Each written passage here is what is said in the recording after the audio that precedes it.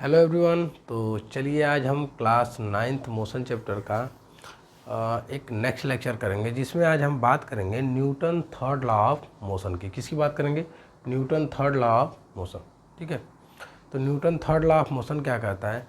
अगर कोई एक ऑब्जेक्ट दूसरे ऑब्जेक्ट के ऊपर फोर्स एक्सपीरियंस करता है या फोर्स लगाता है, तो पहले वाला ऑब्जेक्ट सेकेंड ऑब्जेक्ट के ऊपर भी क्या करता है, उतना ही अमाउंट में फोर्स अगर लगा रहा है, उस लॉ को बोल देंगे Newton third law of motion.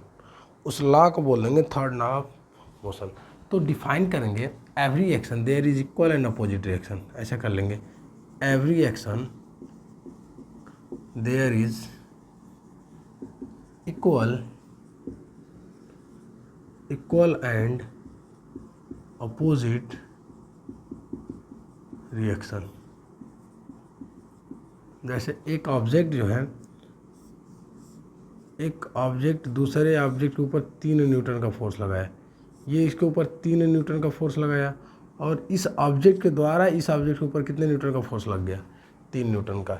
इसको बोल देंगे इक्वल एंड अपोजिट फोर्सेस। जैसे एक रस्सी है, ठीक है, एक रस्सी है, रस्सी के ऊपर एक फोर्स लग रहा है, रस्सी है, रस्सी के ऊपर एक बंदर चढ़ने की कोशिश कर रहा है। ऐसे बंदर इस रस्सी के ऊपर चढ़ रहा है, ठीक है, एक बंदर है रस्सी के ऊपर चढ़ रहा है, तो ये क्या कर रहा है, नीचे खींचने की कोशिश कर रहा है, ऐसे ऐसे नीचे कर रहा है, और रस्सी इसको ऊपर ले जाने की फोर्स कर रही है। जितना न्यूटन का फोर्स ये नीचे लगाने की कोशिश कर रहा है, उतना ही ये क्या कर रहा है, ऊपर खींचने की कोशिश। अगर मान लेते हैं 3 न्यूटन के फोर्स से ये नीचे खींच रहा है उसको, तो रस्सी जो है 3 न्यूटन के फोर्स से क्या कर रही है, ऊपर खींच रहे। तो इस इक्वल एंड अपोजिट रिएक्शन वाले फोर्स को बोल देंगे न्यूटन थर्ड लॉ बोल देंगे। क्या बोल देंगे? Newton third law.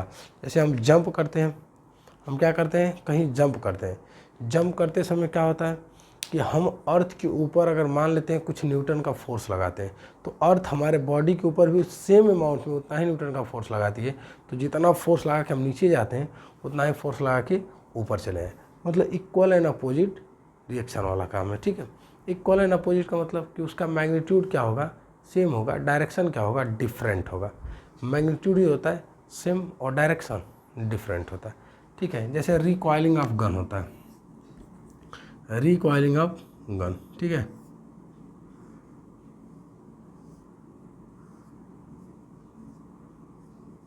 Recoiling of gun. जैसे इसके अंदर एक बुलेट रख दिया जाए, ठीक है, इसके अंदर क्या है, एक बुलेट है, जैसे इसको फायर किया जाएगा, ठीक है, इसको जैसे इसको फायर किया जाएगा, और फायर करने के बाद क्या होगी, बुलेट तो आगे निकल जाती है, बुलेट आगे निकलती है, लेकिन ये वी वेलोसिटी से बैकवर्ड आती है। वेलोसिटी जो है, बुलेट जो है वी वेलोसिटी से आगे जाती है, और गन जो है वी वेलोसिटी से पीछे आती है। इसी वेलोसिटी को बोलते हैं रिकॉयल वेलोसिटी। क्या बोलते हैं? रिकॉयल वेलोसिटी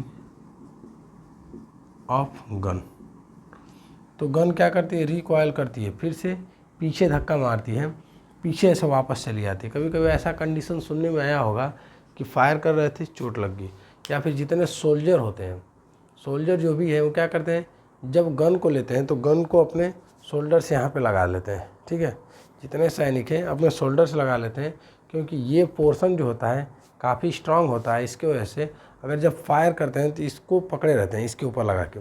रीज़न क्या होता है कि बंदूक जो है पीछे धक्का मारेगी, तो धक्का जो रिकॉइलिंग वेलोसिटी होती है उसी को रोकने के लिए, जिससे बाकी लोग कोई ऐसे चोटिल न हो। समझ में? तो न्यूटन थर्ड लॉ का सिंपल सा मतलब है कि कोई भी ऑब्जेक्ट है, जितना हम फोर्स लगा रहे हैं उतना ही फोर्स उस ऑब्जेक्ट के द्वारा अगर हमें मिल जाए, उस ऑब्जेक्ट की वजह से इक्वल अमाउंट में, उस टर्म को नाम देंगे Newton third law of motion. Means every action there is equal and opposite reaction. जो भी एक्शन इस दुनिया में हो रहा है, अगर उसी ऑब्जेक्ट के द्वारा same reaction, same equal amount में जो फोर्सेज मिल रहे हैं, अपोजिट हो सकते हैं, इक्वल एंड अपोजिट। लिखे F is equal to F1 is equal to minus of F2। मतलब दोनों फोर्स क्या है, बराबर है, लेकिन अपोजिट इन डायरेक्शन है, इसलिए साइन हम क्या लिख दिए, माइनस। समझ में आया? अपोजिट इन डायरेक्शन, इसलिए साइन क्या लिख सकते हैं, माइनस। ओके।